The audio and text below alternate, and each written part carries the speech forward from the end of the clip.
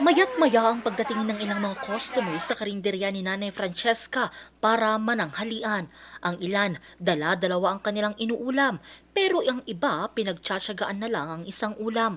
Kagaya ni Karel na pinagkakasya niya, ang 100 piso maitawid lang ang kanyang gutom. Kulang pa minsan eh. Kasi yung budget dito ni nanay is 240 minsan. Yung rice, nagmahal na rin.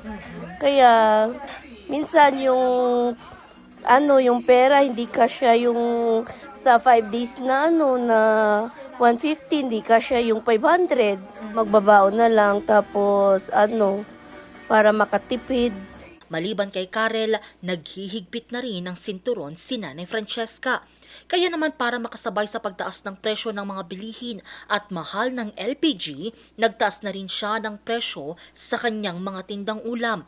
Ang budget meal na meat to meat na dating 80 pesos, ngayon naging 100 pesos na. Ang meat to gulay naman na dating 70 pesos, naging 85 pesos na. Ang half ulam naman na dating 40 pesos, naging 50 pesos na. Binawasan ko yung karga ko. O pati bigas, ang mahal na, 62. O mga ulam, mga gulay, pati gas, tumaas. O anong gagawin natin? Mahirap na mag-budget. Magdadala ka ng pera mo, kulang na sa pamalingki, maraming hindi mo ibili. Isa lamang siya sa umiinda ngayon sa tilay domino effect na pagtaas ng presyo ng produktong petrolyo. Dulot pa rin niya ng patuloy na tensyon sa gitnang silangan. Dahil tumataas ang presyo ng produktong petrolyo, mahal na rin ang gastos at pagbiyahe ng ilang mga bilihin. Pero tiniyak naman ni Pangulong Ferdinand R. Marcos Jr. na sapat pa ang supply ng pagkain at hindi tataas ang presyo ng mga bilihin.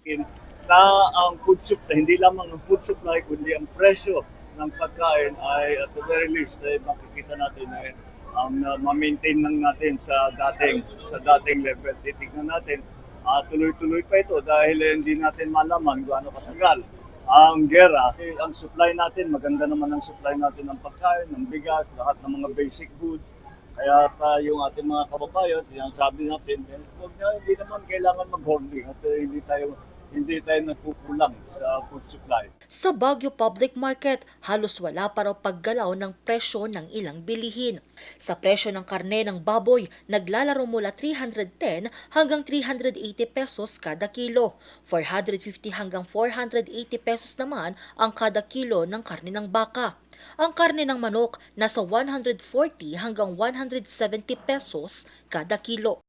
Ang presyo naman ng bangus ay nasa 170 pesos hanggang 250 pesos kada kilo. Ang isdang galunggong naglalaro sa 300 hanggang 320 pesos kada kilo. Ang pusit naman ay nasa 280 pesos hanggang 300 pesos kada kilo, habang 480 pesos hanggang 500 pesos naman ang kada kilo ng hipon at nananatiling 100 hanggang 150 pesos naman ang presyo ng tilapia kada kilo. Sa mga panggisa naman kagaya ng bawang ay nasa 140 hanggang 150 pesos na kada kilo. Ang sibuyas nasa 100 hanggang 120 pesos kada kilo, habang ang luya naman ay nasa 120 hanggang 150 pesos kada kilo.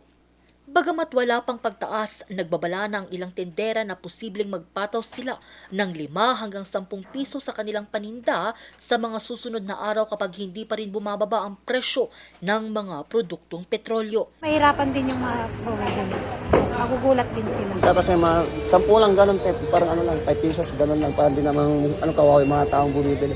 Nauna nang nagbabala ang Pangulo sa mga nagtatangkang magsagawa ng hoarding o mananamantala sa iba't ibang produkto sa mga pamilihan.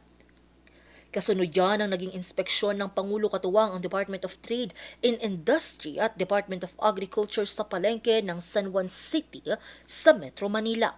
Vendors are cooperating and they are keeping the prices down at normal from what we were maybe a month ago. Pareho pa rin.